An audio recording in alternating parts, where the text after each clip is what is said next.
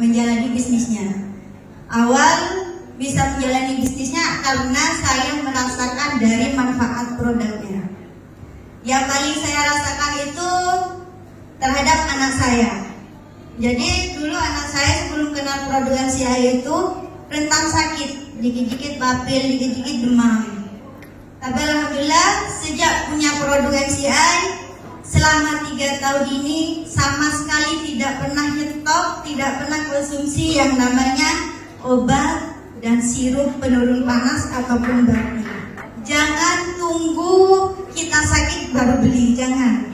Karena mencegah itu lebih baik daripada mengobati. Tuh, kekebalan tubuh anak itu sangat berbeda ya Bu ya.